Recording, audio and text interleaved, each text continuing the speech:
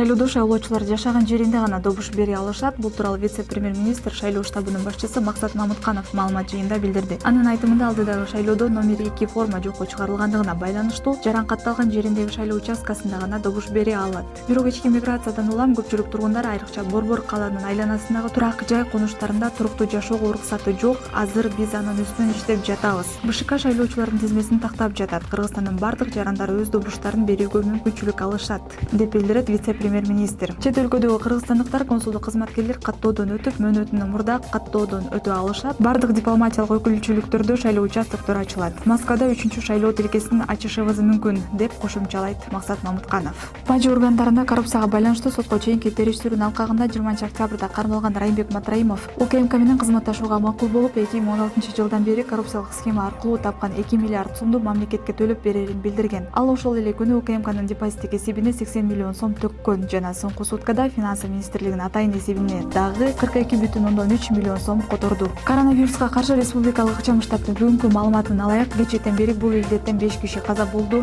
Жалпысынан көз жумгандардын саны 1217 адамга жетти. Соңку бир күн ичинде вирустагы 422 адамдан табылды. Алардын эң көбү Бишкек шаарында жана Чүй облусунда. Оору жуккандардын жалпы саны 68316. Бир күндө 516 адам айыгып чыкты. Коронавирус жуккан медицина кызматкерлеринин жалпы саны 3776 адам, алардын 3521 айыгып чыкты. Соңку күндө бул оору 12 дарыгерден табылды. Башкы банк улуттук валюта сомду колдоо максатында жыл башынан бери 19 жолу интервенция жүргүзүп, сатыкка жалпысынан 397,7 миллион доллар койду. Бүгүн 19-ноябрга карата доллардын расмий курсун улуттук банк 84 сом 77 тыйын деп аныктады. Акча алмаштыруучу жайларда орточо сатуу курсу 84 сом 85 тыйын болууда. 2016-жылдан бери туруктуу бойдон 69 сомдун тегерегинде сакталып келген доллар быйыл март айында 85 сомго жетип, кийин кайра арзандай баштаган. Жыл башынан бери Кыргызстанда доллардын курсу 15-16 сомго көтөрүлүп, ошого жараша азык-түлүк жана башка товарлар да кымбаттап жатат.